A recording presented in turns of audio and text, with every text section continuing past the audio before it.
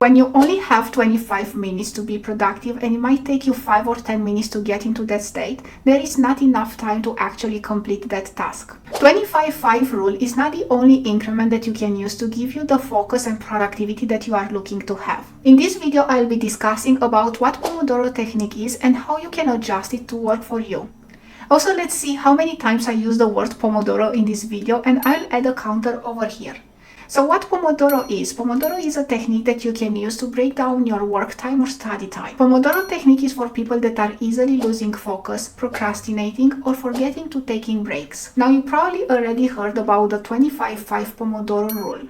This is practically breaking your work in 25 minutes interval that you are focusing on finishing certain tasks, and then you take a 5 minutes break. You repeat it 4 times, and then after that the break is 25 to 30 minutes. Now for me, if I try to apply this 25-5 rule when I have meetings at work, this is something that is not doable. If the meeting is 30 minutes long, applying the 25-5 minutes rule, it means that I have to drop off 5 minutes earlier from that meeting. Before you decide on which rule is best for you, first you need to create a plan. What I recommend is to start with the biggest picture in mind. What are you trying to accomplish? And then to try to split it in smaller chunks. If you have to complete a bigger project at work, try to split it in smaller tasks to know exactly what are the actions and steps that you need to take in order to complete that project. Now that you have the biggest picture in mind and you have it split in smaller chunks, try to estimate how much time you need to complete each chunk. If you notice that the majority of chunks require you maybe 40 minutes to complete them, but there is one that is bigger and require you more than 40 minutes, maybe you can try to split that one in smaller chunks as well. After you know the average time that you need to spend on each chunk, then you can determine the Pomodoro rule that is best for that project.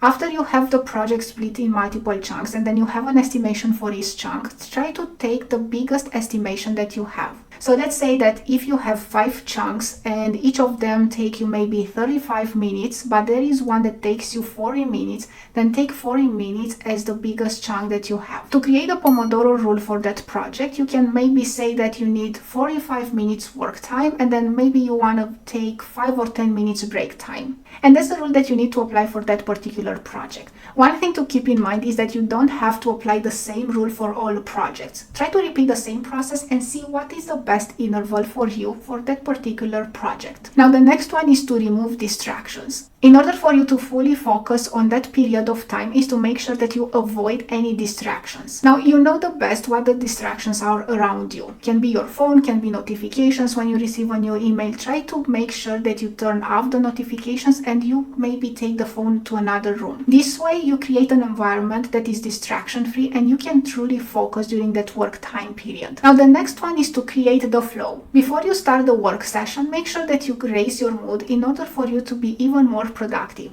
There are so many ways, but you know the best what works for you. Some examples can be you can play some background music, maybe you can do a workout before starting your work day, preparing a cup of coffee or tea, watching a video that makes you smile, and so on. Now the last one is plan your breaks. Do not expect to know what to do in a break. Usually what happens is that if you do not have a plan for your breaks, most likely your mind is gonna continue thinking about the work. And instead of having an actual break, you'll continue just extending the work time. Some of the activities that I like doing are playing with my dogs, preparing a cup of coffee, spending some time with my spouse, relax my eyes, taking a nap, have lunch, taking a walk. Some of the benefits of using the Pomodoro technique is that it helps you to split your work in smaller chunks. Those chunks are more measurable and actionable, and it can also make you be more fulfilled about completing some of them. In conclusion, there is no right or wrong way of using the Pomodoro technique. Adjust the timing based on your style and needs. And it's totally fine to have different intervals for different situations. Thank you so much for staying with me until the very end. I really hope that you enjoyed this video and you got some value from it. Let me know in the comments down below what is your Pomodoro favorite interval and when you are using it. If you enjoyed this video and you want to see more, please don't forget to subscribe to my channel. All the best and I'll see you in the next one.